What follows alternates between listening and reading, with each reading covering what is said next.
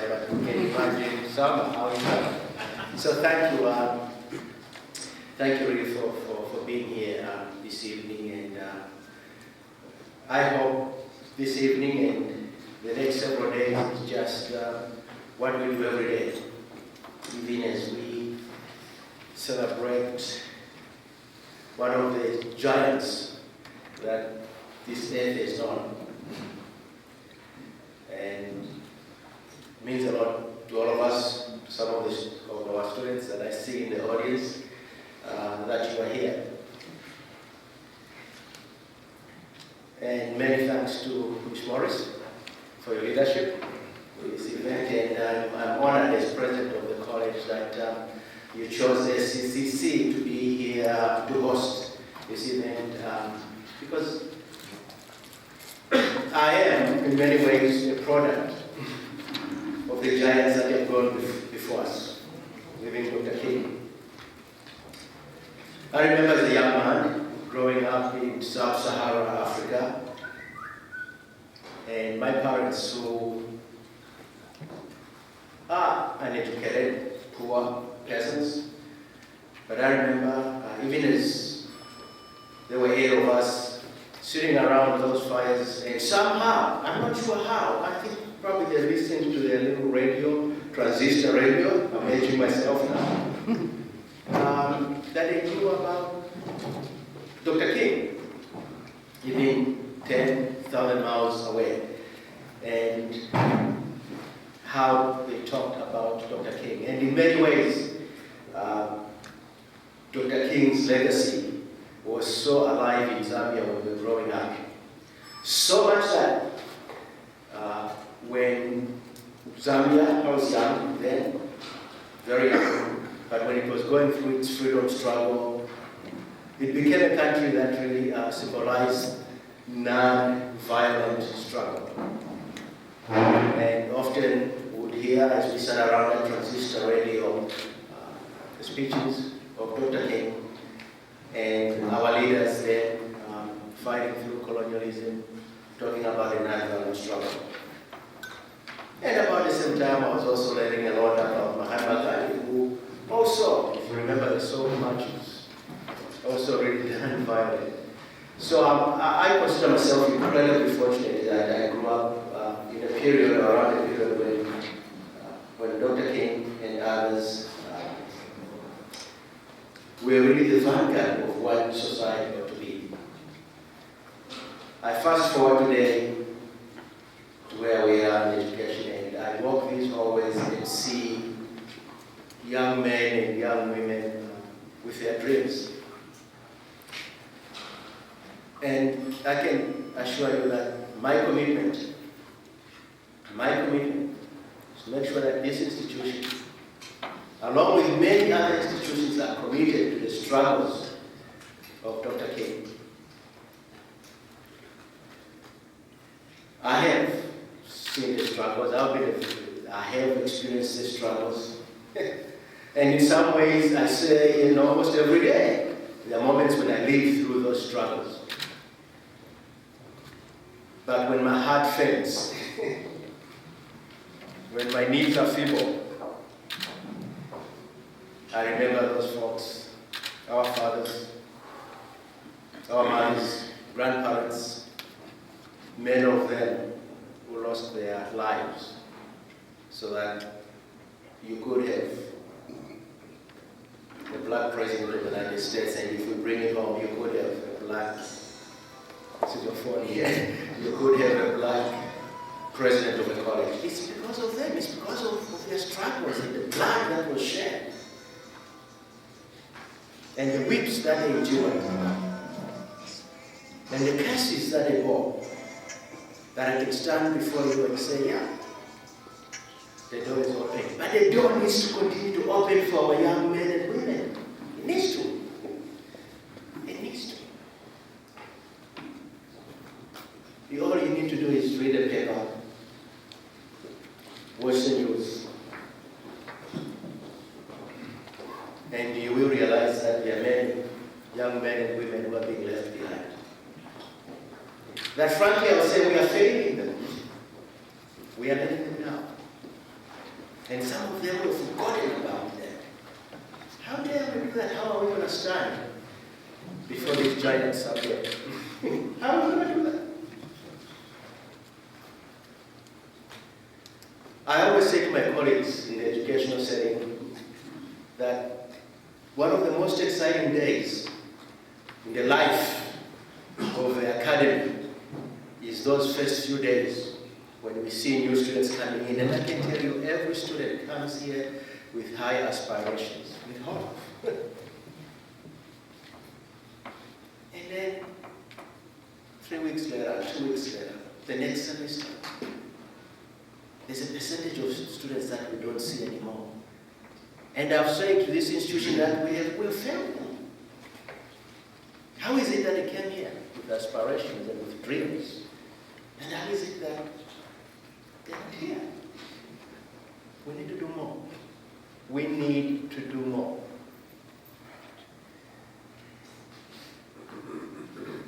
As the president of this college, I've challenged my colleagues as well to say we need to be in communities where we are at.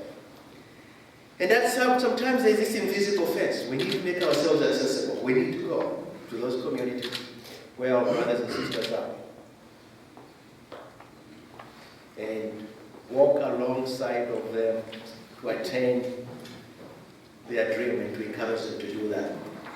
So I'm encouraged that we're here this evening, that we have really distinguished panel, that we're going to have dialogue and discussion about education, about poverty, about racism.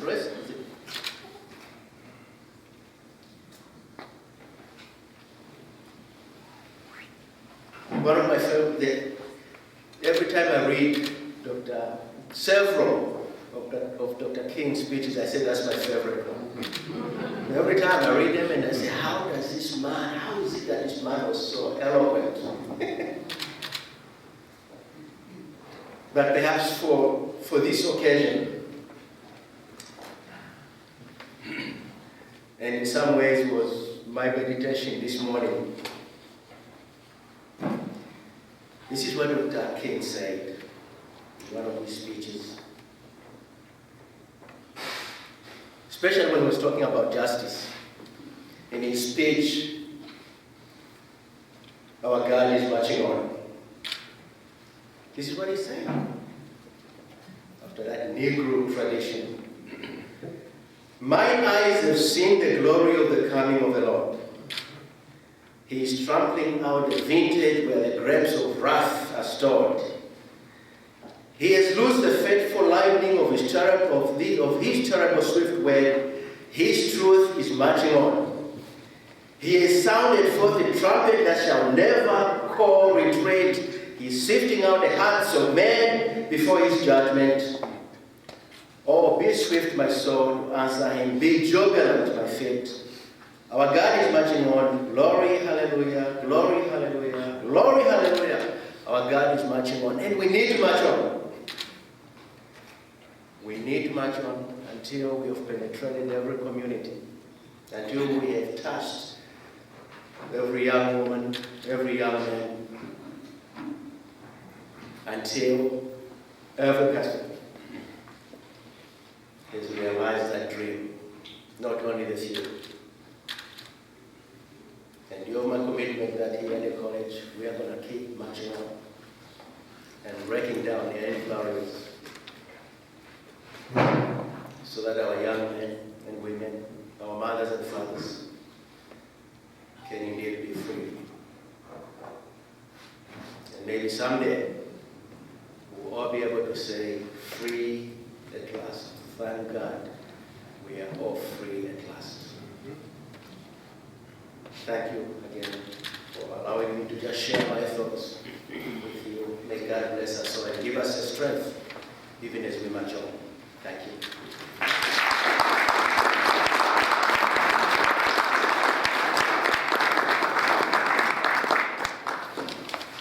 Thank you, Dr. Moore, for that wonderful address.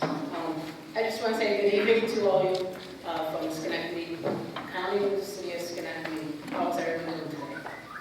Good. Well, I'm Angelica Morris. I'm the Executive Director of the Schenectady County Human Rights Commission. And on behalf of the Commission, I just want to welcome all of you participate in tonight's Martin Luther King Coalition Community Forum. And I'm so honored and pleased that the Human Rights Commission MLK Coalition is sponsoring this forum in partnership with our other local community organizations and community leaders. First of all, I want to say thank you to Dr. Bruno and the SCCC community and family here for allowing us to host tonight's forum here on their campus. Secondly, I just want to introduce some of our commissioners that's here in the audience that serves with me and that serves on the Human Rights Commissioners, the Human Rights Commission, excuse me. We have Rich Bennett, we have Randy Magoo, and we have our board chair, Wes Holloway here. I'm asking them to stand and to be recognized.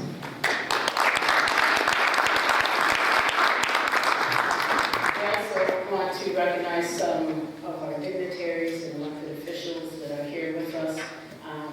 We have with us from the council, we have the majority leader, Councilman Ed Kosher, we have Councilwoman Mary Porterfield, we have Councilman John Rivera, if you could please rise to be recognized. These are our councilmen. We also have our esteemed Assembly member, Paul Stack with us, Phil Stack, I'm sorry.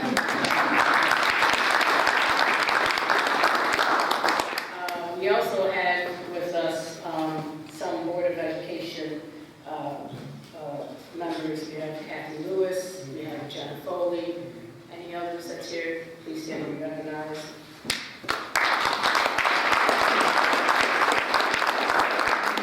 And we also have today SAC TV, who is filming for us, and this will be broadcast on Public Access TV. So for those who is not here, you will be able to see it on TV. So let's get started. As Executive Director of the Human Rights Commission, our mission of helping create a community climate where better understanding and relationships between race, religious, and ethnic groups can at times seem like a tremendous undertaking. But yet, in order to act on the issues that affect the human rights of all Schenectady County, we have chosen the path of always conducting and supporting educational forums, such as tonight, which in the judgment of the Commission promotes a dialogue between residents and officials that helps address issues of concern and arrives at constructive solutions. I also want to thank our panelists tonight for taking time out of their busy nights and schedules to be with us to address some of these issues that we're going to be talking about tonight. So tonight, if you want to know the purpose and why we're here and why we're doing this, it's not that Martin Luther King Day should be just one day, it should be every day. To remember some of the principles that he talked about. And so tonight's forum is, it may be pretty tight for some of you to hear the information that's going to be presented. It's going to have you think, it's going to have you wonder why, and hopefully it has you to act. And tonight's forum is designed to bring the community together. So that's what we're here to do, is to bring you together and bring awareness of the critical issues that plagues the Black community, not only in the capital region, but especially focusing here on the city and the county of Schenectady. And where necessary, discuss those areas where improvement can be achieved. Specifically, this includes various issues. However, we're going to be talking and touching upon education, criminal justice, government, community, and the role of the Black church.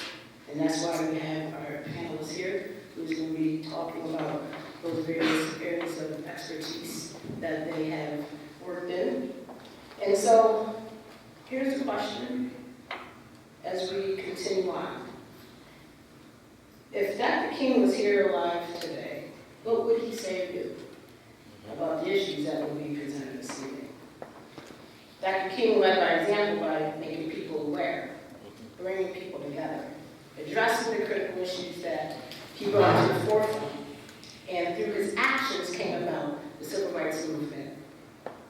And tonight, the Human Rights Commission, under the leadership of the Martin Luther King Coalition, is leading by example as we talk about these important issues and we join forces as partners as we move forward to help ensure these relevant and critical issues are addressed and acted upon throughout our various sectors of our community. So the representatives today and leaders that are here tonight are going to share their thoughts, their perspectives, and as they address your questions, not one of the members on the panel or the respective agencies can move this community forward on their own. But it will take a collaboration of ongoing development efforts to improve our community. So tonight's forum is going to have you thinking. But as you think and you listen, let's go out and do some action.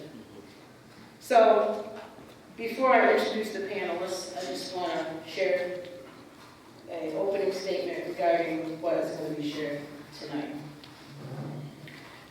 What is the state of the Black America in 2016? The data may tell us that little has changed. African American communities are ravaged by crime, violence, children attending schools that aren't provided adequate education. Unemployment is well above the national average.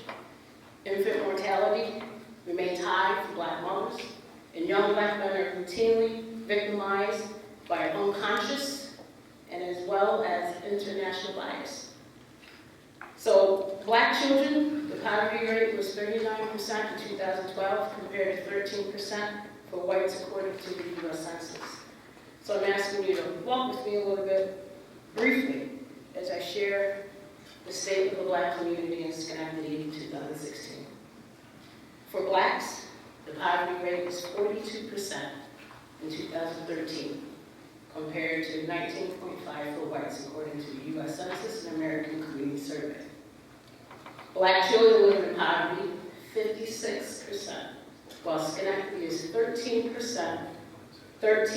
highest in the country for children living in poverty. The rate of poverty in the city of Schenectady is 23.9%, whereas 40% of the city of Schenectady are people of color and minority, and 20% is Black. The county is 20%. You want to hear some more statistics? The income of average resident in the city of Schenectady is $37,436, whereas the Black community is between $18,000 to $20,000. Education. 60% of the city school district is kids of color, according to the New York State Education Report Card. 23.8% high school dropout rate. 59% graduation rate, as we see the graduation rates that came out the other day. Crime. Schenectady County is ranked number 2 in the state, the most dangerous city in the state. Schenectady is ranked number 3 in New York State at 23.3% for teenage pregnancy, according to New York State Department of Health.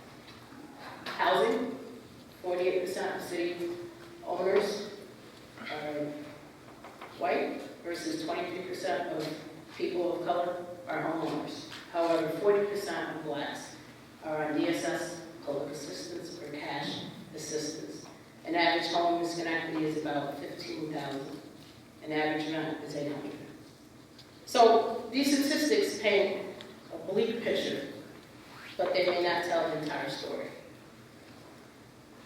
In August of 2014, as we see in recent incidences throughout the country, the fatal shooter of Michael Brown found the deaths of Trayvon Martin, Eric Garner, and countless other unarmed Black teenagers and men seem to arouse the conscience of the nation. It has unleashed mobilization activities unseen since the days when young Eddie May Collins Denise McNair, Carol Roberson, and Cynthia Wesley died in the bombing of the 16th Street Baptist Church in Birmingham, Alabama. Today, the deaths of Brown, Martin, Gardner, and others are a catalyst for action. People of colors and all of walk of life banding together to not only end police injustices, but to find comprehensive ways to create pathways to success for vulnerable families and children. So again, what's the question? If Dr. King, if he was alive today, what would he say to do about the issues that we will be presenting today, the state of the Black community in the city of Schenectady and the county? Not one member of the, again, I want to reiterate, not one member of this panel or their respective agencies can move the community forward on their own, but it will take a collaboration of ongoing, relentless efforts to improve our community. So tonight's goal is to educate you, inform you, and bring awareness to you on the relevant and critical issues pertaining to Schenectady, in hope that you as a community will develop plans of action to these issues to be addressed. So as you listen, as you ask your questions carefully to our panelists have, and listen to what the panelists have to say, remember that you are here today because you care. You wouldn't be here if you didn't care. You have the ability to make a difference and be part of the solution. So thank you for listening, thank you for attending, and let's get started. So our panelist tonight is Dr. Alice Green. She is the Executive Director for Center for Law and Justice, Incorporated. We have Reverend Forrest Sanders, Jr. He is the Senior Baptist of the Mount Olivet Baptist Church, where we will be having our celebration service on Sunday at 2:30, as well as he is the Chief Diversity Officer for SICO, Schenectady University Ministries. We have Jackie C. Williams, who's an independent researcher involved in me, and she also works in the communities of color, not only in the region, but also she works in the community at large. And then we have Ryan Wright, who is a Martin Luther King Coalition member, who the committee selected to be on the panel, as well as the former executive director of the Schenectady County Human Rights Commission. So I'm going to start with Alice, and to introduce yourself, and then after each panelist introduce yourself, so now we'll do some housekeeping rules and start with a prepared question for the committee. So Dr. Green. Good evening. Good evening. Good evening. I'm really happy to be here again. I came here 4 years ago, I think it was, when we had done a report on incarceration, looking at Schenectady, Albany, and Minnesota counties. And we had a great discussion about that, and I hope we can get into some of those issues tonight. First of all, being the Center for Law and Justice Director has been an incredible experience. As a matter of fact, we're into our 31st year at the Center for Law and Justice. We got started because of a police shooting of a young man who had mental health issues that the police knew about. And when I heard about it, it really was painful. And I decided that something like the Center for Law and Justice should be formed so that we could work on police-community relations issues. And so we've been doing that for a long time. However, as we got more involved in policing, we realized that the problem was not just policing, but the entire criminal justice system. So the Center for Law and Justice has really been monitoring the entire criminal justice system in our state and in our counties. And now we've moved even further and are looking at policies and how we might change those policies that affect our population. We're also very concerned about the intersection that we see of racism, poverty, criminal justice, and now health, an issue that we had not thought very much about when we started. But we're finding that there are some major health issues in the criminal justice system, and the criminal justice system makes them even worse. We are currently doing some research. As I mentioned, we came here 4 years ago because we had done a report on the disproportionate impact of the criminal justice system on people of color in the Capital District, looking specifically at those 3 counties that I mentioned. So we're continuing to do that. We are also working with a number of different groups in the community to look at not only the criminal justice issues and the intersection that I just talked about, but we do crisis intervention, because so many issues come up in our community that we don't even think about when we start opening our doors every morning. All kinds of things flow from a community that is really experiencing so much in the area of poverty and racism. So the other thing that we've spent a lot of time on, and that is to try to convince the world that criminality is not racial, but is certainly bred by poverty, inferior education, and hopelessness, to just name a few. So we're still doing whatever we can to bring that to the attention of the community and to work with the community. We've been working with law enforcement people, and I can talk about that when we get into your question. But as a way of introduction, we've been here for a long time and find that some things have changed, but many of them remain the same.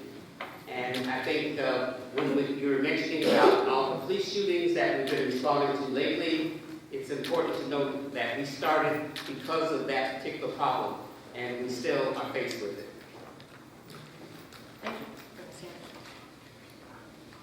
Good evening. Excuse me. My name is Reverend Horace Sanders Jr., and I serve as the senior pastor of the Mount Olivet Missionary Baptist Church, located over on Park Avenue, 1068 Park Avenue, here in the city of Schenectady. I also work with SICM as the Chief Diversity Officer and the Director of the SCED program, the Schenectady County Embraces Diversity Program. The church, I've been pastoring in the church for 4 years will be mine. In April of this year, rather, I'll be celebrating my 4th anniversary at the church. And since being there, I've been able to make some inroads in connection with people throughout the community and try and address some of the concerns that we have in the community. Since I started working with SICM this past summer, I've been able to do a lot more connecting with people in the community. But the job is presenting a bigger picture of what we really know about this community, and I'm just excited about being able to be a part of it all. I'm excited about being a part of the Dr. King Coalition, and looking forward to doing a lot of great work as we move throughout the city. I'm Jackie Williams, and I live in Albany. And I always have trouble exactly giving my title or my background, because someone recently said it might be easier to say what I don't do. Currently, I am still the founding director of Filling in the Gaps in American History, which is a not-for-profit researching people of African descent that you rarely read about or hear about in textbooks. And unfortunately, those gaps are getting wider. I am also the principal of JC3 Consulting, which is me. In terms of work background, I have done work with and for the National Black Leadership Commission on AIDS. I've done work with the Office of Sex Offender Management with DCJS. the New York State Coalition Against Sexual Assault, and a rape crisis program in Warren County, as far as people who've signed my paycheck. More of my activity, though, has been with organizations such as, currently I'm doing things with CANI, the Capital Area Against Mass Incarceration, Black Lives Matter, Underground Railroad, and the Unitarian Universalist Association. So all of those are groups that I have worked with, have done studies for, and spoken on behalf of. Dr. Green and myself were part of Mayor Sheehan's transition team regarding public safety. At that time, I was on the Albany Community Police, I'm mixing it up. Albany Community Police, anyway. Advisory Committee, thank you, I'm losing the word advisory. So, yeah, too many acronyms. So the idea that, I am very honored to think that a number of people like my thoughts on various topics, and we're going to be concentrating on education, criminal justice, community, and the Black church tonight. So a lot of my thoughts are wound through there because that's how my life has been spent. I am a woman of African descent, originally from Detroit, Michigan, from parents of Tennessee and Alabama, and their parents likewise were from Tennessee and Alabama, as were their ancestors and their ancestors before that. Both sides of my family were enslaved. So learning the stories, sharing the stories, and talking about the impact of the stories on our lives today is actually my passion. Thank you. Good evening, everyone. Good evening, Brian. I'd like to question about title, since my title is Free Man. I see a lot of faces that I've seen over my years here, but just to state my background, I'm originally moved to Schenectady in 1986, bought a home in 1986. I started working in Schenectady in 1990 in the Community Services Office, working with the mental health, mental retardation, and alcohol and substance abuse agencies in the county, focusing on the youth mental health agencies. In 1996, I became the executive director of the Schenectady County Human Rights Commission. For that entire time, since 1990, thanks to two people, Jim Murphy and Isaiah Fisher. Some of you may know those names, a lot of you may not.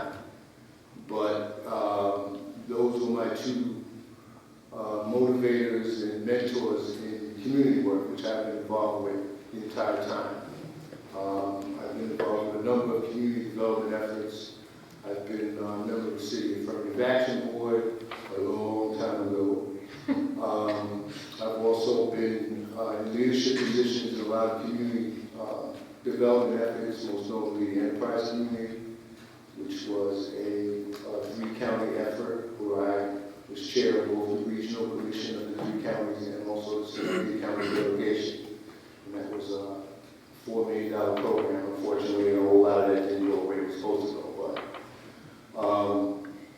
so I think, from my perspective, I think I have probably the most unique perspective of a person of color to see not a lot of the situation regarding people of color in Schenectady County and specifically in Schenectady City, but a lot of the institutional situations, both structurally and operationally and non-operationally, that have put us in what I believe is a crisis situation that has been for a while, is now, and if we don't change, will be in the future. So I'm glad we had this opportunity to bring out this information, because ultimately it's incumbent upon you as individuals and you as a community to take this information and do as you will with it. So I hope that some of this information, and hopefully all this information, will be informing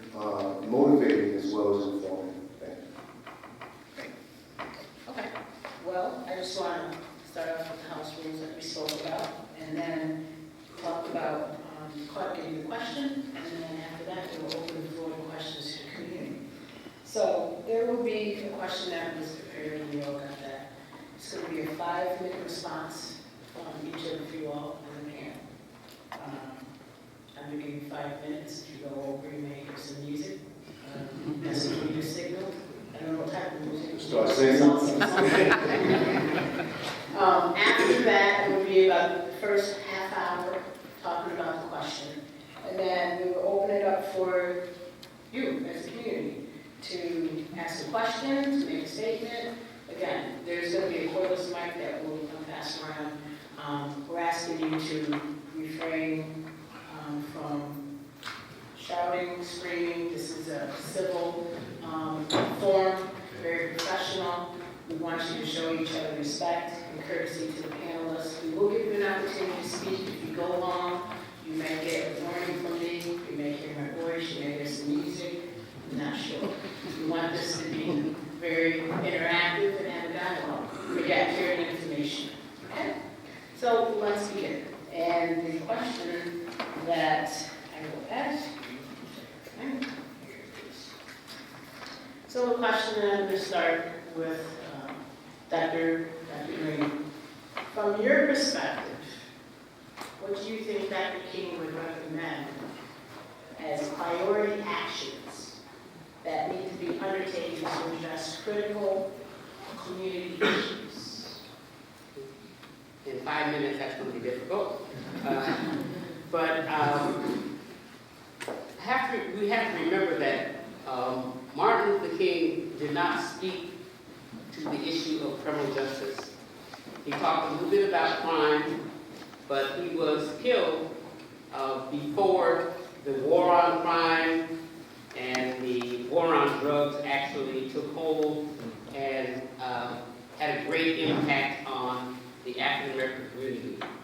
So he did talk about enslavement, he talked about segregation, but I think he would have talked also about mass incarceration if he were alive.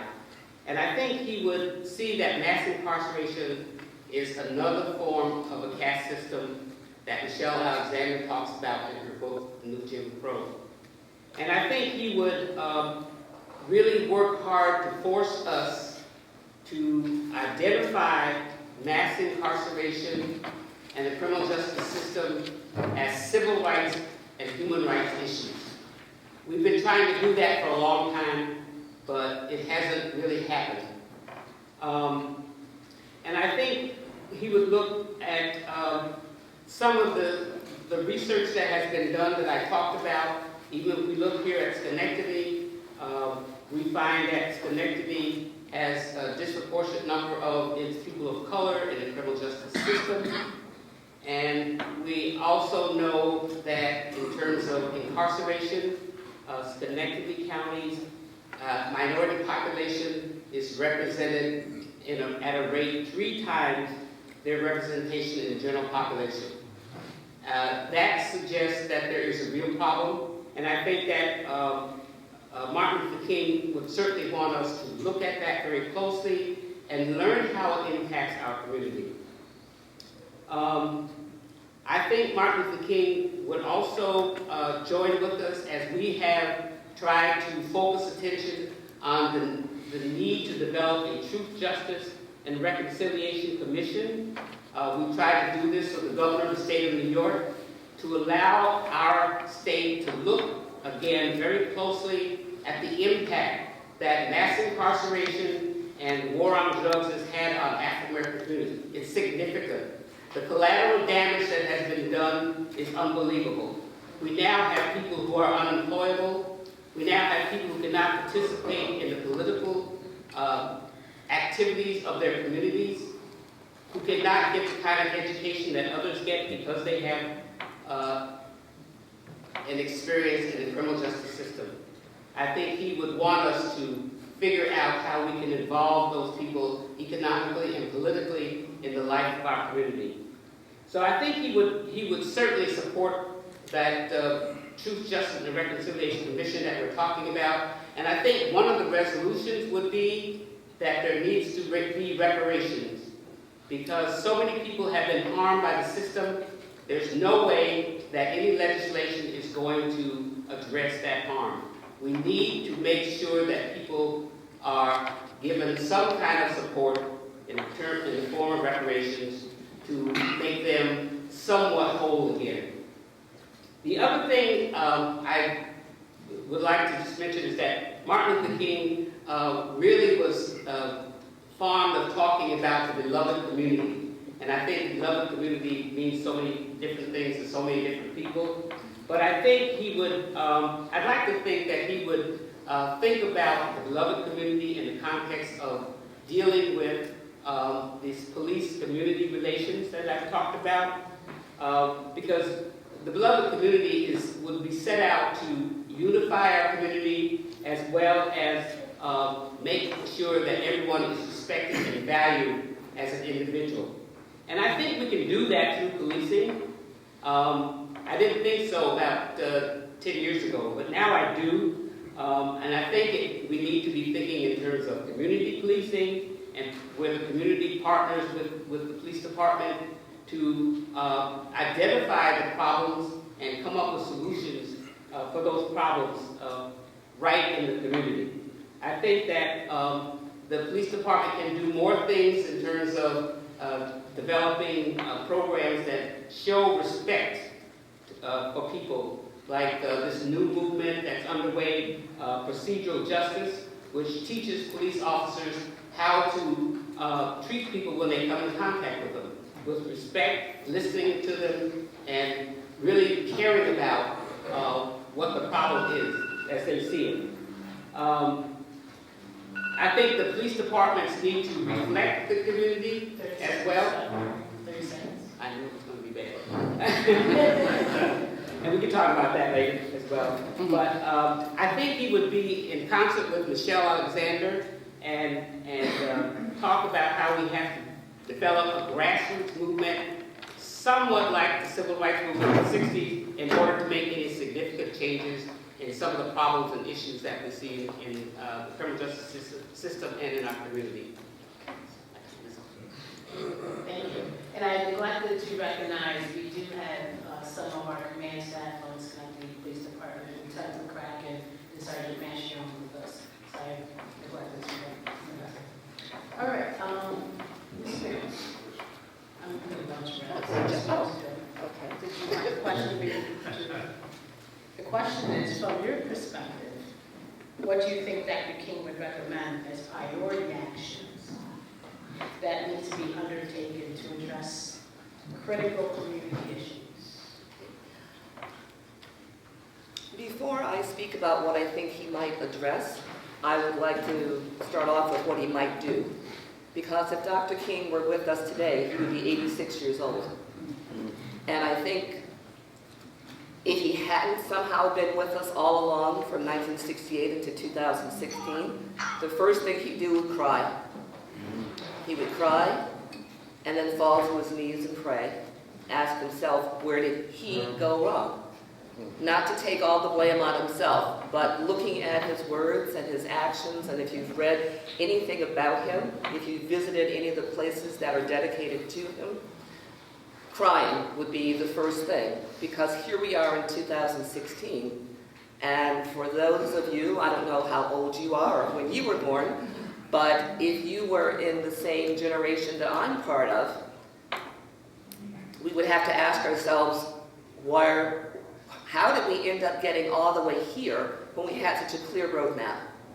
And Dr. King being one of those who led the way. And I want to stress the word one, because during his birthday weekend, and sometimes throughout the year, very often, we make the mistake of lifting Dr. King higher than he ever was or intended to be, or things that he said.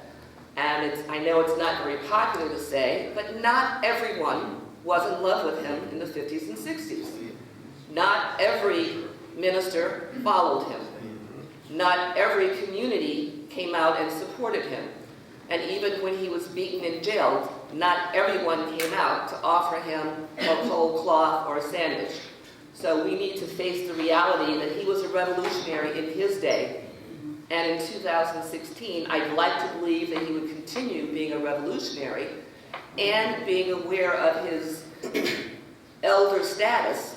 He would turn to those who are working in the various areas that Dr. Green mentioned and ask, what can I do?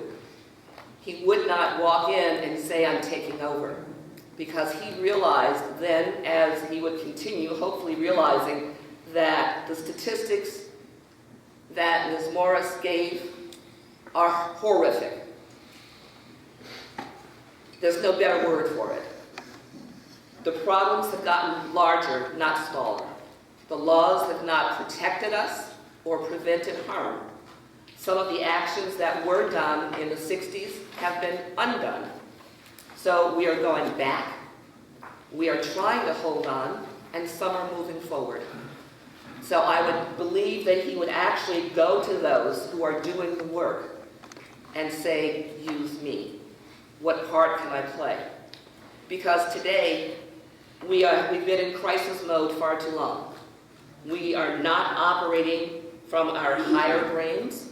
We are simply reacting. We are trying to stay alive, which is not a bad thing. Not a bad thing at all. If we aren't alive, we can't do anything. We do have to stop remembering and praising and thinking, perhaps, about how inspirational his words were. We need to do. We need to take the ideas and act on them. And when we find that there are additional roadblocks, revise and then act some more. We need to divide up once we come together with the unified belief that we have to do more than survive and get beyond crisis. And if it is education or housing or business or criminal justice, whichever part of all of this speaks to your heart the most, and that you have abilities, skills, and treasures, and we all have treasures to provide. We all have to do, because if we do not, don't want to go into Yoda language, but in terms of if we cannot survive for another 50 years in the state that we're in right now. Our population, too many of us, as Alice mentioned, have been hog-tied. We are in positions where our voice has been silenced. We need to be able to speak and to do. And all of the systems that were developed now have larger spaces between them, so you can't get from one to the other. The things that were created to help us are now hindering us. So in terms of priorities, there is not one, because any one that you go after will take away from the others. So as the very talented strategist that he was, he would look and say, we all have to take on everything, multi-tiered. We have to do it strategically, and we have to just get moving and do it. Thank you. Thank you. Reverend Sanders, from your perspective, what do you think that he would recommend as priority actions that needs to be undertaken to address critical community issues? Well, Dr. King was very instrumental in pulling in the support of the Black church in what he did to spur the civil rights movement. I think I should probably preface some of what I'm going to share in relation to this by saying, first of all, that while I'm here as a representation of the Black church, or a representative of the Black church, I don't necessarily speak for all the Black church. I think what's important also for us to know is that in the last research that was done by the Pew Research Center, the statistical data in itself gathered indicated that this country has 70% of people who are considered themselves Christians, and that's all the different denominations. But within that 70%, those who consider themselves Christian, only 6.5% make up the Black church. And that's a very small number, which is no surprise relative to the size of, blacks in this country. So there's not a whole lot of us, but at the same time, we come from diverse backgrounds. We come from diverse denominational beliefs. We come from diverse standings. And in relation to that understanding, I think it's important to know that many people in the black church come from a type of background like myself, in the Baptist church, where we're self-autonomous. The church is governed by its own democratic system within that individual church structure itself. Dr. King, I want to try and paradigm off what you just shared. If Dr. King had been here as a senior statesman right now, I believe, in all honesty, you focused on what he would do. I'd like to see, I'd like to believe that he would have something to say. And in essence, in relation to the black church, I believe he would be saying, what's wrong with y'all? I can hear him, because you do know that as you get older, you tend to speak more freely. Dr. King would ask, what's wrong with y'all? Because in relation to where we ought to be as the black church, it's abundantly clear that we are not following the roadmap that he left. And by and large, we have been doing our own thing. In many senses, in many instances, we've been doing a lot of going along to get along. We've been just continuing to maintain the status quo and not push the envelope.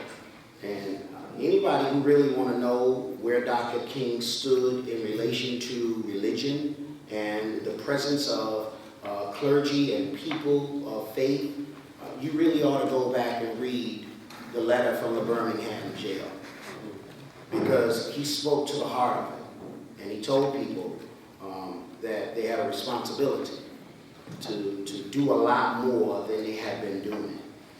And I don't know how we've gotten it misconstrued with Dr. King, but a lot of people believe that Dr. King would not be involved. And they take the stance of celebrating him on today, or on this week. They'll celebrate Dr. King. Very religious people will celebrate him, but yet they're celebrating an ideal that has been pushed by the modern day America. And it's not really the Dr. King who ended up being martyred. Because when Dr. King got killed, he got killed for some very radical stances that we have lost. And I'm pretty certain that right now he would be disappointed in the stance that many black churches take. Because there are a lot of churches who believe that we're not supposed to be socially conscious. We're not supposed to stand for social justice. We're not supposed to speak out against injustices. And we're not supposed to be involved in politics. And I don't know where that came from, but I can tell you that that's bad theology. That's not what Dr. King stood for. And that's not even what the Bible that I studied teaches. Jesus was considered radical. Amen. He was very socially conscious, and he was engaged in his community. And he spoke up against a lot of the injustices that he saw in his day and in his time in relation to people who were considered the outcast and the less thans, and those who were considered not worthy of being included in the numbers. So Dr. King would have a lot to say, and I wish I had more time.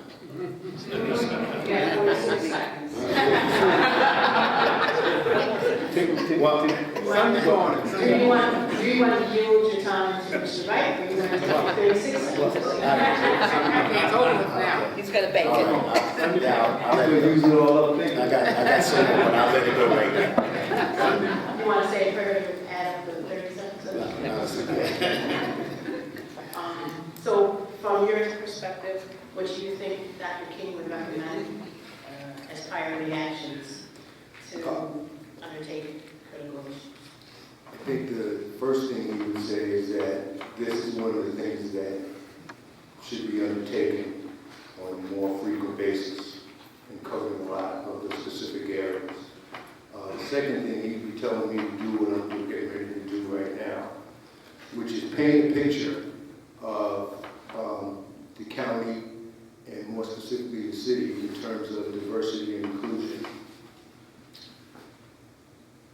from an aspect of time, in 2000, the city was 77% white. In 2014, 60%. So even though we have an increase in the percentage of people of color and a decrease in the percentage of whites, it's further accelerated by the actual number increases and decreases. So over that same period of time, the white population decreased by 17%, and the population of the people of color increased by 54%. So those are accelerant factors in terms of where our community is population-wise, where it was, and where it's headed. So using those numbers and extrapolating them out, projecting that the community, Schenectady City, probably within the next 10 years or less, will be over 50, the population will be over 50% people of color.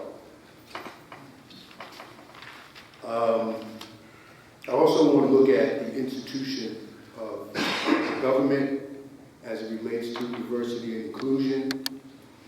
On the county level, I was able to obtain some information on their diversity report as it regards to employment, and they basically report 7% of staff in the Schenectady County is of color versus 22% in the general population. 22% of the general population of Schenectady County is of color.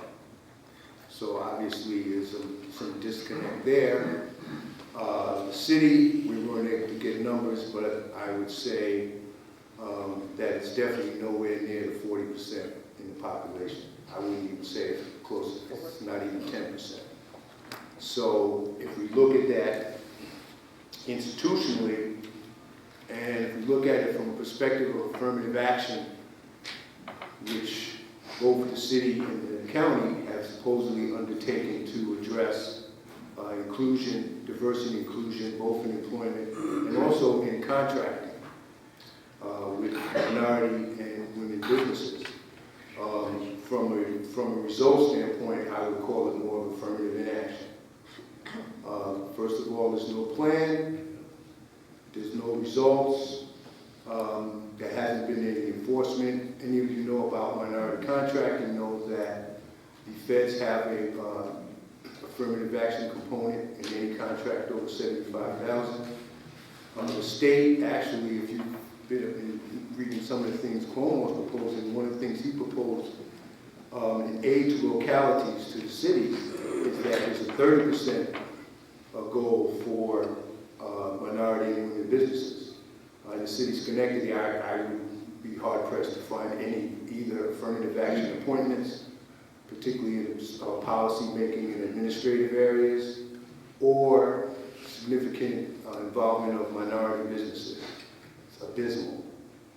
And when you combine that with the poverty factors, you can see where that can contribute to not necessarily exacerbating the situation and not necessarily alleviating it. Because the other part that I want to look at is the educational system, which for me is the most important part because that tells you who your population of the future is.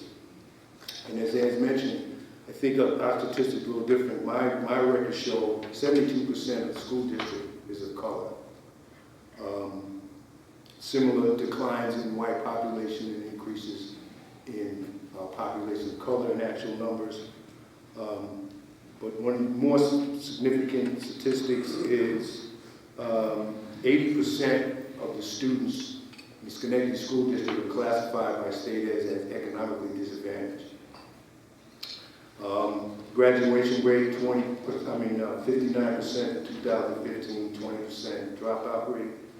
The average graduation rate since 2008 has been 57%. So I call those numbers abysmal, and I call the fact that it hasn't really changed significantly since that point in time. Any efforts that have been made to either understand or address that have not been effective at all. Also, you have, just as indicated, you have, when the governor has a list of failing schools, you have 2 schools, elementary schools in Schenectady, and both of them are over 80% children of color. So what I would say Dr. King would do with that, first of all, after he finished drying his tears and got up off his knees, he would say that this is a crisis situation that needs crisis level intervention. This is, our city is in a state of crisis, heading into it even more if we project all of these figures over time. The school district, the average increase in percentage of kids of color is approximately 1.3% a year. So as we go out 10 more years and add 13%, we're getting close to 90% of our kids are of color, and 80% are economically disadvantaged. But if we look at both of the structures of the government and of the school district, they're basically white. They're basically white. And you don't have any kind of real attention, policies, or any kind of really program that addresses those issues. So I would think he would be recommending some serious action in those areas. And specifically in the area of education, I'm hopeful that he would recommend that the school district adopt a policy of cultural competence, which allows all of the teachers, because there's a definite shortage of teachers of color, and there's a definite difficulty in attending them. But the fact that you have teachers there doesn't excuse them from being able to deal with students from different cultures. So if you adopt policies of cultural competence, those to some extent will help to address, at least define some of the issues cultural issues that impact our children's ability to get an education. And also address, most specifically, just give me 2 seconds to these answers, this is the most important part. The most significant thing he would address is the lack of loyal opposition in the community. We don't have any viable institutions or organizations such as NAACP or Hispanic organizations or Guyanese organizations that can bring these to galvanize and educate the people and bring these issues to the forefront of those who have the resources and the power to address them. So I think that would be the most critical thing for the people to get their act together. Thank you. Thank you. So now at this time, I'm going to open up the floor for any questions. I have a closed mic here. Anyone who wants to ask a question, I will pass the mic. If you want to raise your hand, state your name, where you're from, and we will begin. Someone will start. So, aside from poverty, what would you attribute the dismal performance of the school system to, aside from poverty? Well, I think poverty, I don't think you can put poverty aside, first of all, because there are a lot of things that go into poverty and perpetuate poverty. But I think I would just like to put it from the standpoint of, trying things that we haven't done. Okay, like I said, cultural competence. The majority of the teaching staff, overwhelming majority of the administration are white. So to be able to look at, I've had I've been fortunate to be able to work with a lot of school kids during my career. And you can learn a situation, there's situations from total parental control of these kids to arranged marriages back in Middle Eastern countries, and a lot of cultural aspects that we have no idea about, never mind how they impact someone in their education, or what disconnect they may have between what they see in the American educational system and what they see at home in their communities, particularly people from foreign cultures and so forth. So I would say that would be one of the most critical things, because not only are you dealing with that significant population now, it's not going to do anything but increase. So the ability to educate people is to be the ability to meet them where they are and to address their needs as from their perspective, not necessarily. And once you get that respect and understanding, then at least the relationships are potentially stronger. I'd like to just weigh in on, right? I'd like to just weigh in on that one. I agree, you cannot take poverty out. Wouldn't that be wonderful? That I would say one of the factors that comes to my mind is racism. You know, in addition to some of the other things, I also was a muse for the girls program in Schenectady. So I would come over from Albany and I would work with middle school girls, 7th, 8th, and I didn't do the 9th graders. I had 7th and 8th graders at the Martin Luther King School. Predominantly, they were Black, Latin American, Latina, Guyanese, and we would have maybe 2 white girls each session. Understanding these girls, their background, their family, that goes to the cultural competency, including language, and what they were being taught and who was teaching them. The indicators that I would get as the person who worked with them on projects, who talked with them, we started out with, you know, how's your day, how's your week, what's going on in your family, as if no one else ever asked them that. And to a girl, every single one of them, their primary goal was to get out of Schenectady. It was dangerous, they were afraid, they were being impacted by all kinds of systems, and we did some work on that. That the idea that for them to be in a system where the teachers and administrators were not aware to be able to ask questions, make observations, and get them the services that they needed, I attribute to racism, not the system of racism, not an individual person. Looking at the textbooks, looking at how often the teachers had professional development days, who did the speaking during those days, and who was looking at and listening to the students. So during the 3 to 5 years that I was in the Schenectady schools doing that, I didn't notice any change for the better. Well, Jackie took the words out of my mouth. We can't ever forget racism and the role that it plays in our society. We often forget that low-income communities of color, are created by people with economic and political power. And if you don't have it, you get short end of the stick. So unless we recognize that, and certainly people of color, African Americans in particular, have to figure out how strategically, how do we get the economic and political control that will allow us to control our destiny. And so we can't go around blaming the kids, the parents who don't understand all of these things, who are unemployed, who happen to be on welfare, all of that. That's been created and controlled by somebody else.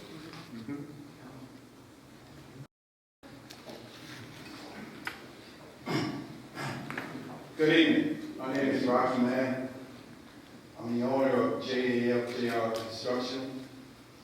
I also own C-Bond Property Developers, and we just started a new company called Bunzel Asbestos Removal. I'm a businessman, so I see everything like economics. I remember I had like 115,000 in Merrill Lynch, and I wanted to get them to invest about $10 million into the minority community in the Capital District, and they thought that that was a bad investment.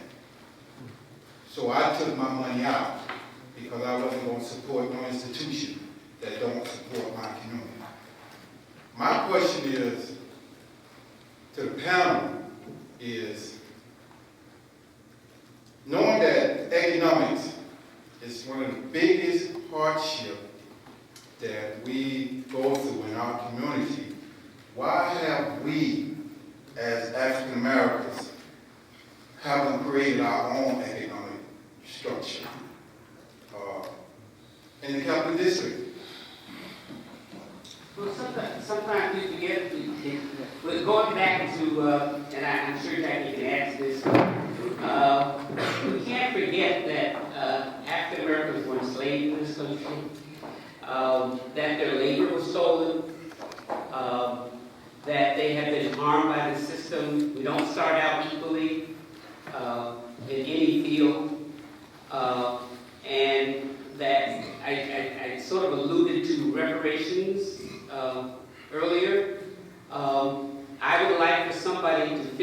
out how we're going to repay people for the losses that they have. People, you know, like my family had nothing to leave to me. And most African Americans are in the same boat.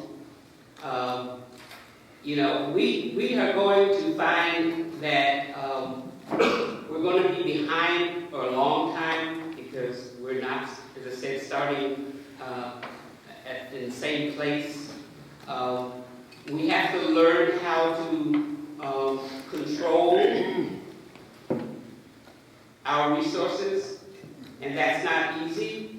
But the important thing is to realize that when people say that, you know, why don't you lift yourself up, you know, by your own bootstraps kind of thing, that, you know, that so much has been taken away, not only from the period of enslavement, but I look at mass incarceration as well. So many people are denied access to employment, to education, the poor schools, all of that. Is difficult to overcome. And so, you know, how are we going to do that, you know, becomes the question. And I think people like you who are willing to invest in the community, it's terrific, and you should do it. But we also have to figure out how we're going to get those people who are left behind to share in the economics of our communities and in this country, actually. So it's going to take something really dynamic. You know, I keep going back to reparations, but I think we have to figure out how do we do that so that we do have something that we can count on. We have to look at how, I think Martin Luther King said that we need to have, everyone needs to have an income that they can count on. There needs to be this annual income that everyone has. And we can do it. It can be done in this country, but the commitment is not there. We have to change the whole structure of our society in order for us to be a part of it. And that's going to take work on all our parts. It's going to take that kind of movement that I think, again, Michelle Alexander was talking about. How do we do that? And it's going to take all of us working to make sure we change the structure of our society. Thank you. Did you want to take I guess you a want to Yeah. speak. Yeah. So, I just wanted to say. response, 2 minutes per, Okay. 2 minutes per panelist. Alright, I just like, and I'm going to keep all my answers in the Schenectady perspective. For Schenectady, I think you have to have those people who are in business and are successful like you and have a lot of information and education. You have to start bringing along people and educating them. Also advocacy for education, entrepreneurial education. We used to have that McTap. That was totally useless, a waste of money because nobody ever got any contracts out of that. So we need to have real things done the right way. We need to have a significant amount of community demand, community advocacy in terms of coming to the rails, coming out to meetings like this, going to politicians and letting them know what it is that we want, and also organizing to the extent of, you know, using your power as an elected, in terms of elections, in terms of registered voters, using that power, recognizing that power in numbers, recognizing the value of strategy, as Jackie talked about, to be able to do that on a local level, and also encouraging, we have 2 out of the 3 elected officials of color here tonight, you know, motivating them, informing them, educating them, and demanding of them to advocate for community issues. I've got about 20 hours worth of response to that. I'll talk fast. Thank you so much, Rocky, for that question. One of the things that we need to know is that we have had businesses. We have had entrepreneurs. Part of our racist education system and our media tells us that we haven't. whereas in actuality, we have had bankers, we have had leaders of insurance, we have had construction businesses before, we have had bakers. The difficulty and what happens now is that we need to look at how we lost them. And in most cases, they were taken. They were stolen. That's part of the racism. That's the power. That's the not voting. That's not having the ability to maintain the bank account relationship. I'm using some Dr. King words right here in front of me from the mountaintop speech, the very last speech he gave in 1968, when he was supporting the sanitation workers. One of the strategies he talks about is economic. This is what we're talking about, business, economic. He gave us the platform. First of all, he talked about the companies who produce items in Memphis, and he said, stop buying. Coca-Cola, Wonder Bread, 2 others, don't buy it. So take your money away, that's one avenue. And then he turned around and he said, put your money, as you said, in a place that is taking care of you. And he named a bank and a business. So that was 47 years ago. We still haven't learned how to do it. If we were to pick something in Schenectady, I don't know what's made in Schenectady, and say, don't buy it. You're not arguing, you're not marching, you're just not buying it. You're keeping that dollar in your pocket. That will make a difference. That dollar that's in your pocket, if there is a bank, a company, someone that you trust and love, I'm using the word love in its global sense, because I don't believe we love each other enough to do what you're talking about. If I loved us enough, I would ask each and every one of you to give me $1. And if you loved me enough, you'd give me that $1, because it would go into a pot to help feed somebody. It would go into a pot to make sure the person coming home has a better outfit to wear. If we loved each other, when our businesses are being taken and being legislated out, we as a people would rise up and help them stay in business. Thank you. I'm not going to talk long because Ms. Williams did cover what I was alluding to, and in relation to the question that Mr. Rocky lifted. I think a lot of the reason why we don't pull our resources together is because of the demonization that has been given about people of color.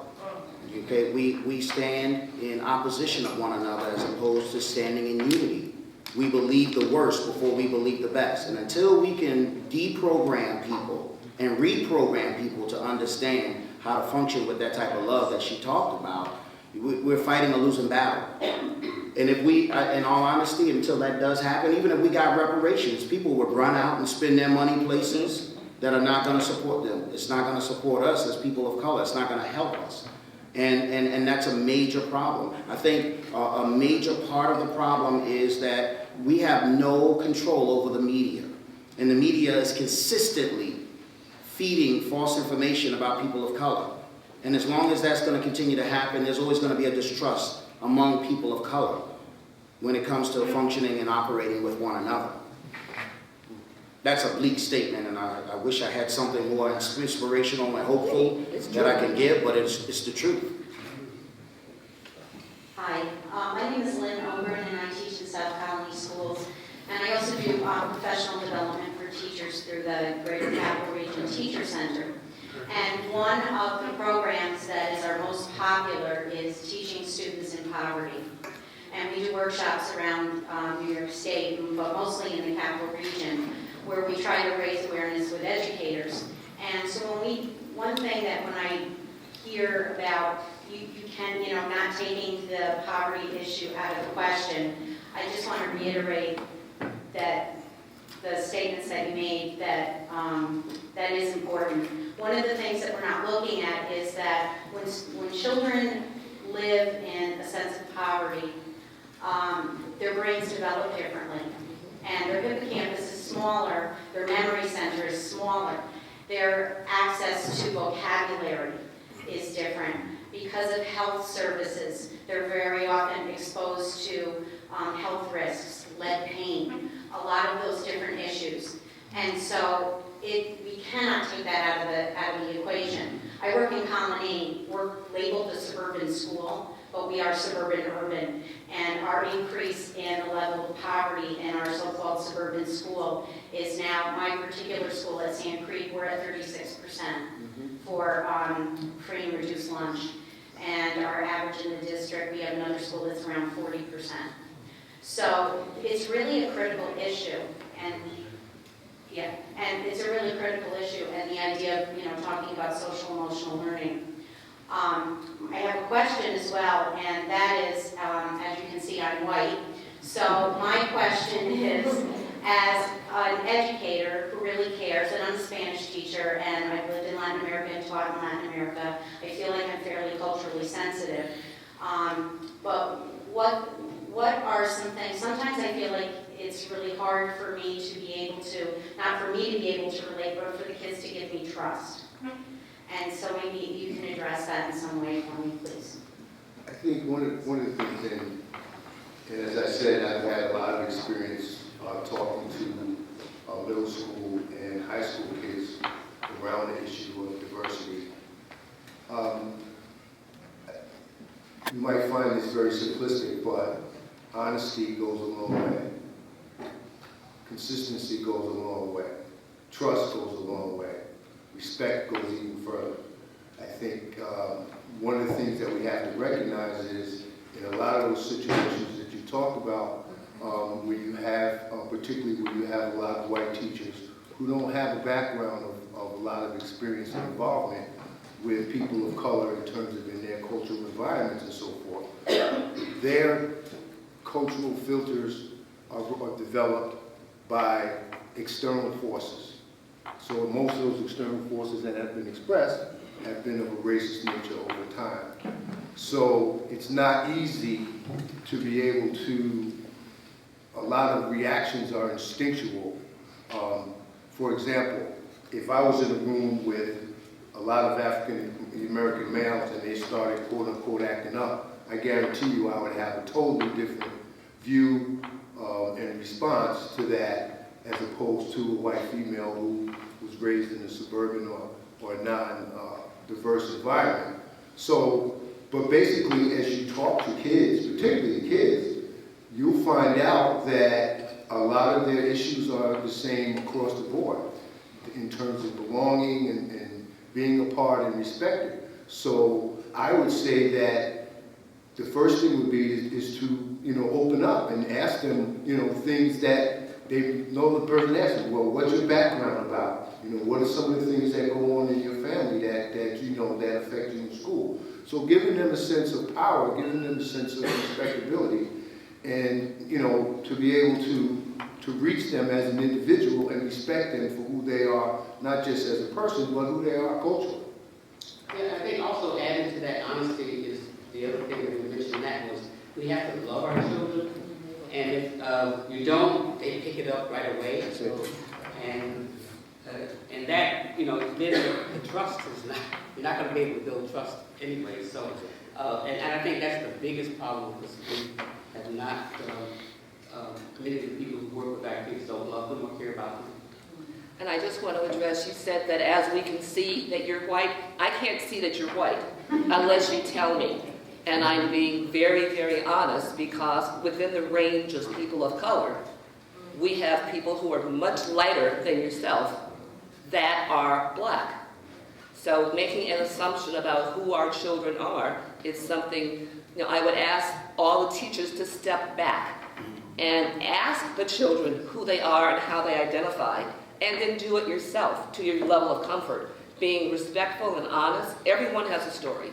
Everyone has a heritage. Everyone has got some cultural information to share. Do that. You're being human. I think to what you're sharing though is for the teacher, what's going to be necessary is for the school districts to apply some type of implicit bias trainings so that teachers can, be, equipped with the tools so that when they approach the classroom, they don't approach the class with the implicit biases that we all come with, and every one of us have them. We all have them. We don't even recognize when we're using them because it's become such a norm and it's become such a part of our lives that we just operate with it on a day-to-day basis. But to be trained on that in respect to how to not use them, or to how to circumvent using them, and on a consistent basis, I should say, because you can go through an implicit bias training course, and within 2 months, you can be reprogrammed with your biases simply by existing in the culture that we live in, that's constantly feeding us the biases that we walk away with. And just really quick, I think one of the things that's important is that has to be done at the policy level. Right. Because that way it's consistent and it's also monitored for its implementation and effectiveness. Good evening. My name is Ainsley Thomas, and this question is geared towards Dr. Green, maybe Dr. Green panel. You spoke earlier about reparations, and when I think of reparations, I think of financial benefits being doled out. What do you mean by reparations, especially when you have in some communities, you have education, 80% economic deficiency in education? Well, that's a good question, because I think for many people, we have as many different definitions of what reparations really mean. It could be financial. There could be a way of doing it so that we can calculate what is owed to individuals in some way. So financial would be one, but we can also think about how do we get people into various kinds of training programs, for instance. How can you make sure that everyone gets, say, a college education, or look at housing and how we can, in some way, make sure that people have access to good housing. And I know we've done it the other way in the past. We've given opportunities to whites in terms of getting monies to make sure that they get into the best housing possible. I mean, it's always been done that we've been discriminated against in terms of all of those resources that were handed out after the Second World War.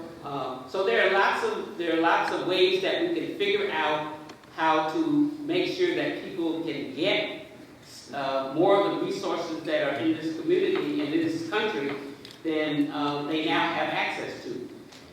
So there's so many different ways I think it would take a community to look at all of the possibilities and find ways that people could be given something that they were denied.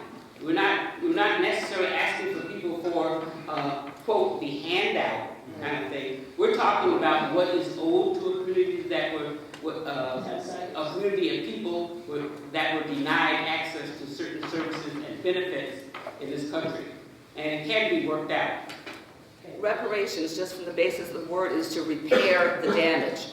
And whether that repair is educational, which most of the plans include some of that, it could include imagine free admission to community college. Imagine a tax benefit. Imagine if you own a home, some reduction in your own taxes. And imagine if you don't own a home, being able to do that. So it's helping to level the playing field so that people can get access to things. The programs that were instituted after World War II, I know my father and my uncles all served, and we all know about the GI Bill. They didn't get anything from it because what they could have gotten, there wasn't any place to take advantage. And if you look at what happened to the communities who were able to get housing and education and business starts, and those who had the piece of paper from the military, but they couldn't use it.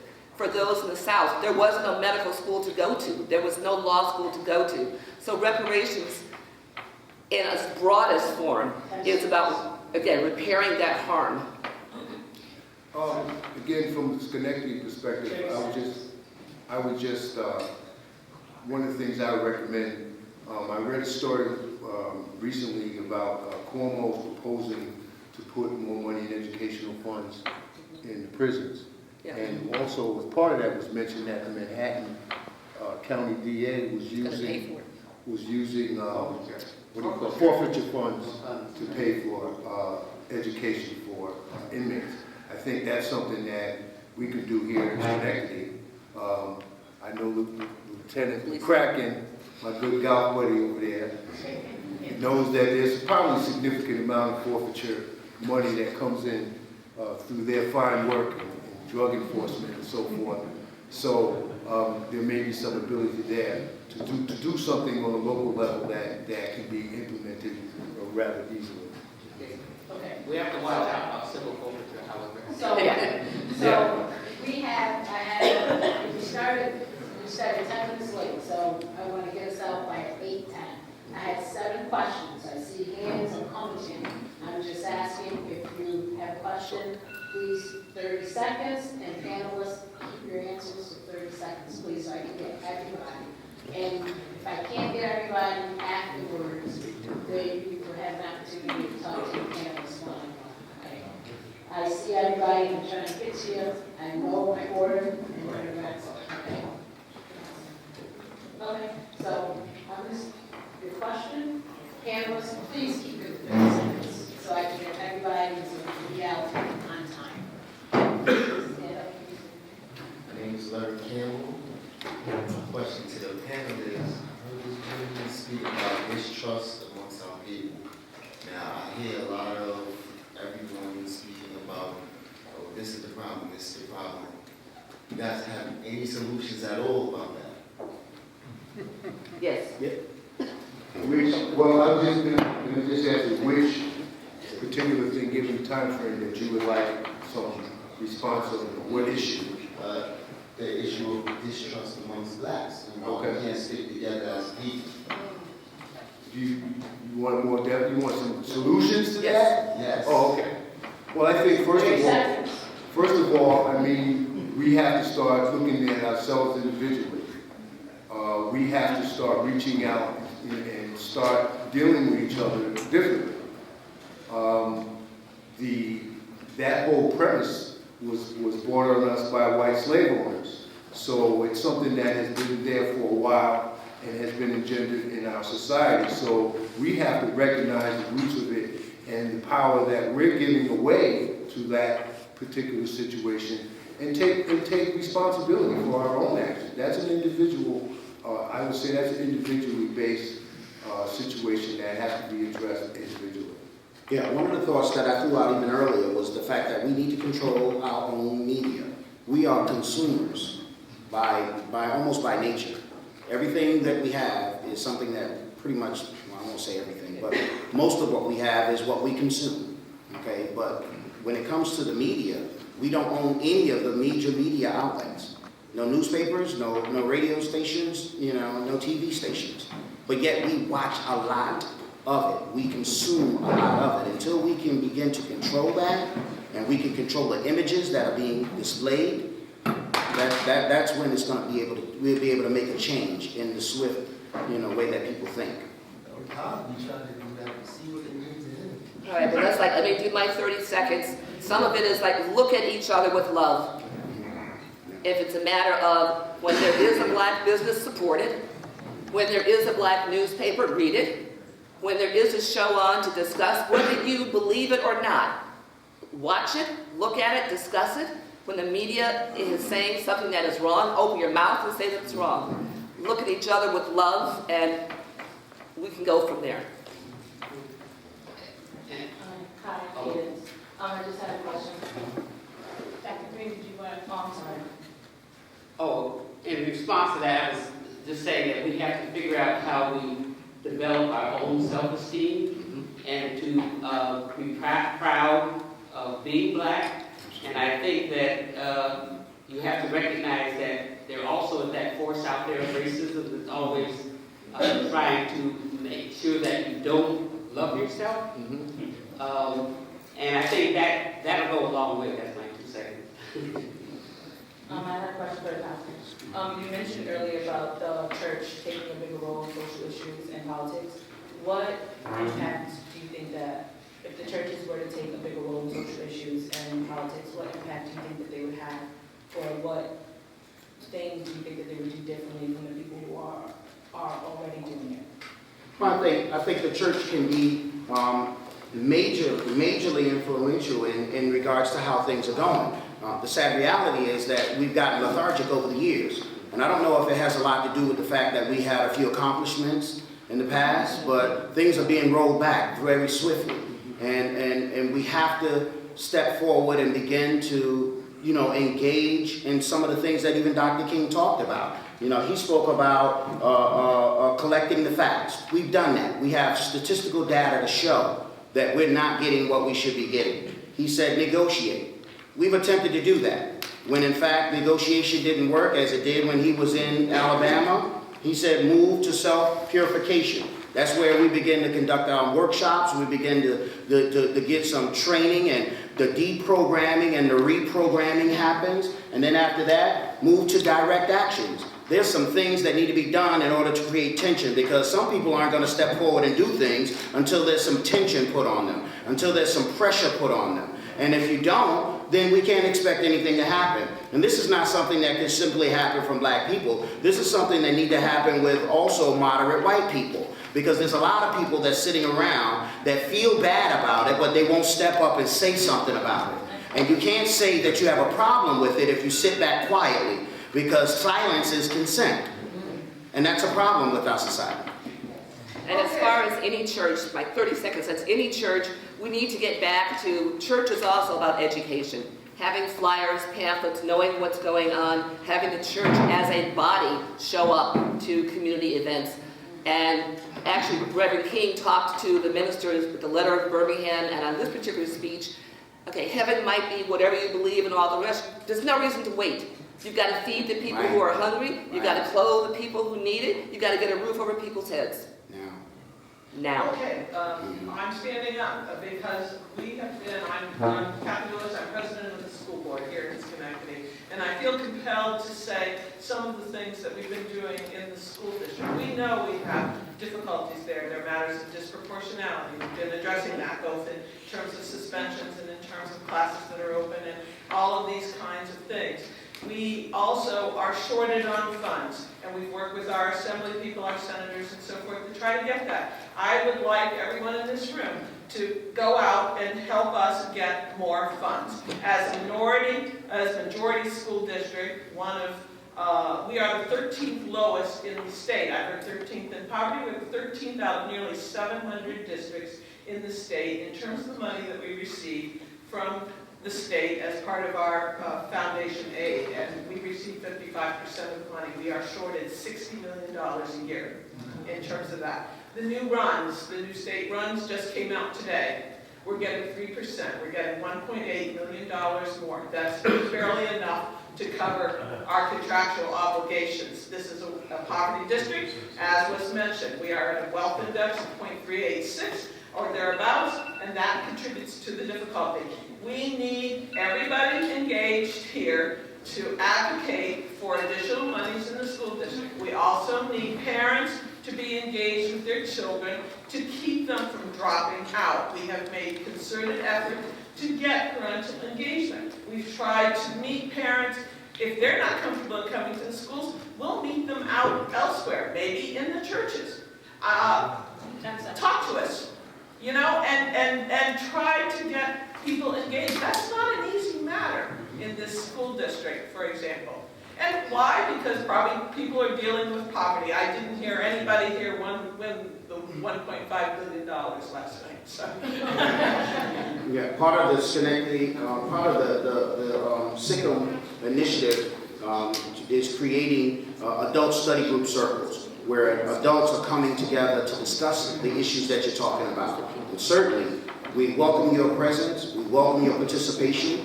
We encourage you to recruit parents to come and be a part of it, because part of it is designed to help, educate and equip parents on how to advocate for themselves and how to speak up for their children, how to step in and how to address, those who have the responsibility of providing their children with the necessary care and attention that they deserve. So, absolutely, definitely, let's talk. I'd love to talk with you. I just like to say, I just got to respond to that, please.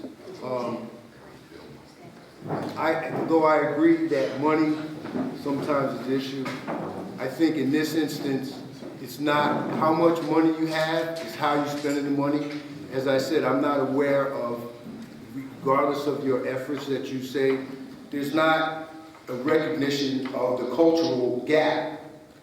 I don't hear that from any policy, any programmatic, or any educational aspect of the school district to recognize that cultural gap. Sure, you recognize the poverty, but that's just one instance of it. There's 29 different, or close to 30 different languages spoken in the high school. So you have to recognize that. You can't just say, well, give us more money, give us more money. And then if you look at the structure, the more money, it's basically hiring more of a white infrastructure. So that's the reality. So, I mean, we have to develop, we have to change our methods. We have to accept the fact that what we're doing now is not working, and we have to look at it a different way. The school is getting more people of color, which means the poverty level is going to rise, but if you're just looking at poverty and throw money at it, it's not going to be an answer.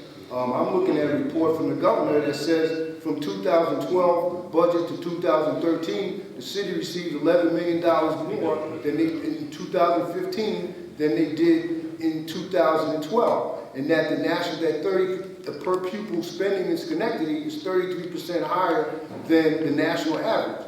So there's aspects of money in there that don't necessarily address some of the issues in terms of the performance and effectiveness of educating particularly our kids of color. I'm Dean Hassan, and I just wanted to ask a question. I mean, you've answered a lot of what I have wanted to hear, but the other issue becomes the comedian Paul Mooney made the joke about the young people today, how they don't really care, and they will knock stuff down if you don't give them opportunity. So we're dealing with people that don't want to hear anything about turn things around and everything else. But my question to all of you is this. Most of what happens in our system, particularly the Capital District region, is that people get opportunity not because of merit and fitness. They get it because of sport. And so as a result of that, you have a large segment of our young people who are very bright. They're also educated, but their ability to get employment is based on their passing an examination and being reachable under a system. Okay, so if you can't take a test and you can't be reachable, you don't get a job. Then you add on the other corollary to this, where if you have an arrest or conviction record, in my agency where I work, you can't work. You won't even get in the door. In OGS, you can't pass the background check. My other agency where I used to work. So you really wind up with a situation here in the Capital District where you have major employers. And a lot of the major employers are branches of government. And then for those who have specialized skills, that's another story. So my question is there any thought about training people to work or to become employed in some skill, whether it's the construction field or whatever it might be? Because everybody ain't necessarily going to college, you know, but then again, if they don't have opportunity because of all these other barriers, then what happens next? And that's my question. Thank you. At the moment, I'm struggling, and I'm hoping that my currently 22-year-old grandson makes it to 25. That's kind of the magic age. But, you know, if you make it to 25, you might be able to go further. He was a high school dropout. He has all the negative things you've mentioned, he's already achieved. So the likelihood of him getting a job at a car wash or the mall is pretty low. So for those that are under that age, yeah, what are we doing? And not enough is the short answer. There are programs, there have been programs, there's been money thrown at people and programs that have not worked, have not been successful for lots of reasons. And if we don't stop that, throwing money in a hole, you know you're not going to get anything from it. We need to support the programs that do work. Alice works with the majority, I think, of the people that are just what you mentioned. No one wants to hire. They're intelligent, they have skills, but because they have to check off a box or they're missing something, and like my grandson, getting him in someplace, that's one of those areas that we have to spend time and effort, because we're going to lose that whole generation. I'd just like to say, We also- bringing it back to Schenectady, as everybody's aware, there's a casino and a whole complex thing being built. And that was a great opportunity for our elected officials and those involved in the creation of that to advocate for jobs, training, and opportunities for people, so that I know that the college has taken on a couple of courses that relate to gaming and so forth, but obviously a lot of those jobs, people are not necessarily college ready or so on and so forth. So those are the type of things where we've neglected our opportunities to address things that we have to look at. You know, these is going to be billions of dollars, hundreds of millions of dollars spent right down the street from us, but there's no connection to our community in terms of being able to address some of the poverty and employment issues.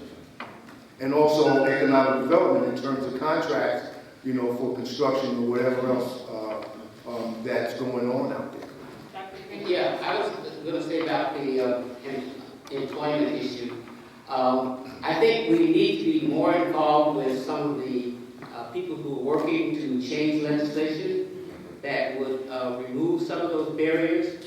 We did a research project with Siena College and asked employers whether they would hire someone with a conviction record.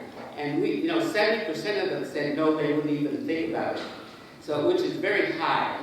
And so I think if we could get also employers to make commitments to hire people who have conviction records, because most of the time, people who have even committed a crime don't do it while they're employed, and it's something else.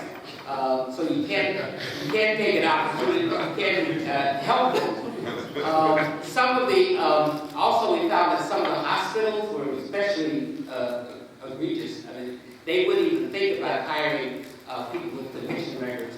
And we've had to challenge some of these hospitals by almost telling them that we're going to go a step further and maybe try to litigate some of these situations so that employers would hire people. Because there are some laws on the books that are designed to protect people from that discrimination, but we don't make sure that they actually do it. Yeah. So we have 4 more questions, and after the last one will be somebody's done. We're going to be wrapping up. So 30 seconds. Bernice Rivera, former classroom teacher from Schenectady City Schools, and now at New York State United Teachers. And I just wanted to rewind back to the comment about poverty. One of the things that we're seeing at NYSET and across the state is that many school districts are focusing on poverty. And I'm going to kind of touch on what you said. However, it is masking the real issues. Yes, poverty is a strong, important issue that we need to address, but now what we're finding is that instead of addressing some of those institutional issues that many of you mentioned, like racism and all the other isms, they're focusing on poverty. And she's the South Colony person who mentioned that a lot of the PD that's requested now is a poverty issue. Yes, but in those poverty trainings, race is normally not addressed. So again, it is a Band-Aid. It's not, in my opinion, now this is my opinion, in my opinion, it's not going to the real issue of the problem. Also, when you look at the poverty trainings that the teachers are going to, the educators, it is looking at the statistics in general, in the country. And the highest number of people in poverty are white. So then there's not that real discussion about, okay, wait a minute, let's take a look at the number of population of the white population versus the Latino population.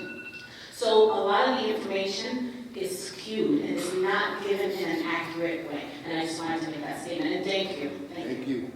You're absolutely correct. Thank you for saying it. That just brings it back to, if you're a parent, a grandparent, not a parent, but you care about children, go to your school board meetings. Vote. My name is Paul Jackson. I just want to make a statement. Reverend Saunders mentioned about the media and how they beat black folks down. I don't disagree with that, but I do think that every black church in this city should have a night of black history, because until they get a pride and know their background, know where they come from, and the great heritage that they come with, we will stay separated. So every church, every black church here should have a night of Black history every week.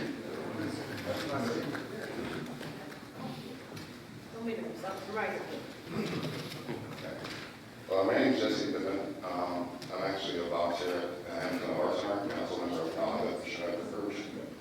And my question is, would Dr. Martin Luther King raise his attention towards the community centers as a solution to today's concerns?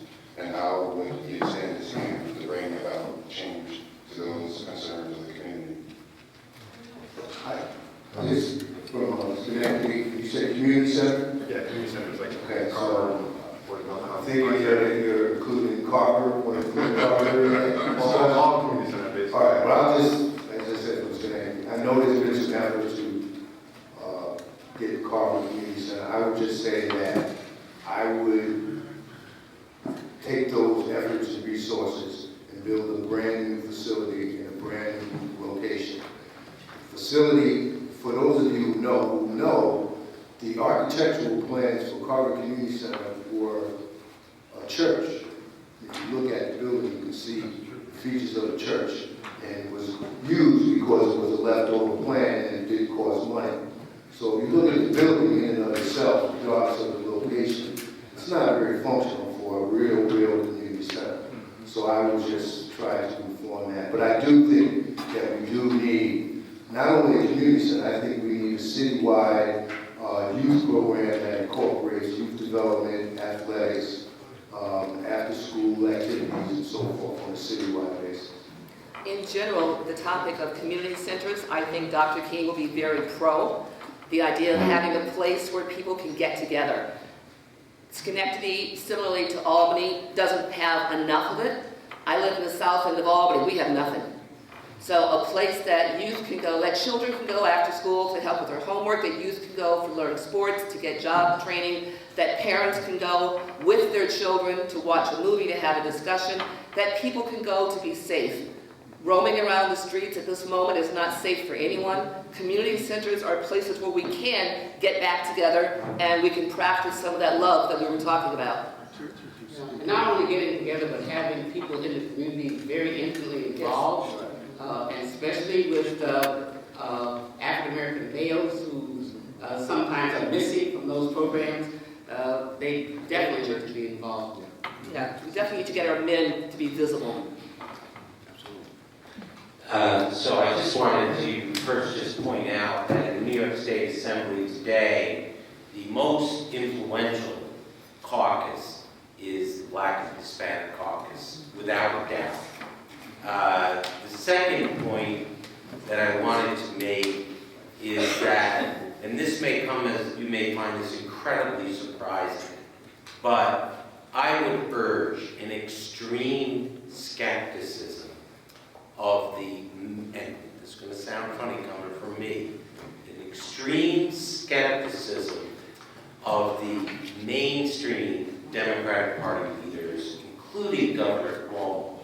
I think you have to recognize that the Foundation Aid formula, which was sued for and won to prove that there was inadequate funding for all our urban schools, which are predominantly African American across the state. It's been Andrew Cuomo who's been the chief enemy of funding that. But I will end with one question, because we are interested in this. We work at this every day. You might be surprised how we might individually feel on a number of these issues. But I would ask you, each of you, if you are going to propose one piece of legislation, just one piece, what would you pick? I would do the thing that I mentioned earlier, which is establishing a Truth, Justice, and Reconciliation Commission that would allow people who've been impacted by poverty, the war on drugs, mass incarceration, to have some input in some decision-making regarding how they can become part of mainstream America. And I think that it can be done. I think it should be fashioned after what happened in South Africa. because I see the problem as being that huge in terms of incarceration and the impact it's had on our community. It's incredibly significant, and I don't think people realize the depth of it. And I think that has to happen for us to really move forward, because we've got too many people who are stuck in our communities, can't get employed, they can't be employed, they can't participate in so many different parts of our society, and we need to recognize that and do something about it. So that's one piece of legislation that I would definitely put forward. If I had, I wish I had more than just one. If I had one piece of legislation, one passed. if I could push one piece of legislation through right now, I would, and I'm sure they're going to cover so many others, I would have to implement a piece of legislation that would hold police officers accountable for the negligence and the killing of people in general, not just people of color, but people in general. I think oftentimes we say that, officers need training, but I don't think that's the case. I think that it's the lack of accountability that our judicial system hold our officers, which allows for them to shoot first and ask questions later. And if people were just simply being held accountable for their actions, they think twice before they resort to such extreme measures when dealing with people. So I think I'd implement some particular law that would just provide some sense of accountability that just wouldn't simply allow for officers to walk. The one piece that I would do that is we've been working on for several years and had actions yesterday is to raise the minimum wage, the $15. We're talking about people who are working 3 minimum wage jobs and having children and living in inadequate housing. So I think that one piece for this session, if that one goes through, the number of people, no, not if, when that one goes through, the ripple effects on the schools, in the housing, people's pride in themselves, and it touches on poverty. We can't consume if you don't have any money. So all of these other things, so probably the first one that I would do, there's lots and lots I'd like, would be to raise the minimum wage. I would like to see legislation that declares our current educational system, as I'm told statewide, as a total failure and in crisis. I think that's the only way, and that speaks to some of the stuff you were talking about, some of the stuff Kathy was talking about, and obviously some of the things that we were talking about, and the fact that regardless of whatever that situation is, we're sitting here talking about it, and it's still at crisis levels. It has been at crisis levels. So all the discussion about we need more of this, we need more of that, we need to deal with the kids that we have, with the money that we have, with the resources that we have, by making it a crisis to say that those kids get that love and that respect, to say that they deserve a good education and whatever, by any means necessary, using the Malcolm X system. Thank you. My name is Randy Pagoo. I'm chair of the Martin Luther King Coalition, and I've been working with all these folks, the folks here who put this together, and I really want to thank the panelists. I want to thank Andrew Marshall for her hard work in terms of moderating and facilitating. Dr. Mules, I want to thank you very much for having us here to do this. And I want to thank all you folks for being here and offering. Give yourself a hand. Come on. So I want you guys to give yourself a round of applause for listening to our panelists. I really want to definitely thank our elected officials that are here, from the city council to the school board and to the county lunch, for just sitting, listening, and just working with us, partnering with us, and moving Schenectady forward. And hopefully the information that you all heard was informative, and hopefully you will work with us, partner with us to take some action. So I'm going to ask each panelist for a closing statement, 30 seconds. We have a really good talkative group, but 30 seconds so we can get out of here. And anyone that has any questions afterwards, please keep them in. So we're going to start with Brian and work our way down to Ms. Ray. I just like to thank everybody for not just coming out, but hanging in there. I hope this information has made a lot of people uncomfortable. And when I say that, I mean that there's a formula called the change formula. And one of the major factors of the change formula is dissatisfaction with the status quo. So if people are uncomfortable about what they hear, hopefully that's motivation, as you would if you had an itch to scratch it. And I hope people are motivated and encouraged by the information, as well as any other negative responses that they may have, or views or perspectives that they may have. One thing I want to say about Schenectady is that in addressing these issues, one of the problems we have is that our system is very, very reachable, very attainable, and easily influenced by votes and the press. So that's what I'd like to say. Thank you very much. Thank you, Ms. Jones. Well, again, I want to thank you for coming out. It's not really that cold out, but it could be uncomfortable. And there were lots and lots of other places you could have chosen to be tonight. So, and I appreciate the invitation to be part of this panel. The news is not good. And it doesn't feel good to say that. We need to say that. And then we need to think about what needs to be done and do it. I love education. I love facts and figures. I love information. But if I don't do anything with it, it's pretty useless. If anything that I've worked on I can help and bring to you and your organizations, please let me know. And if the one thing that I would like for you to leave with tonight is that it's past time. We cannot afford to continue operating in crisis mode.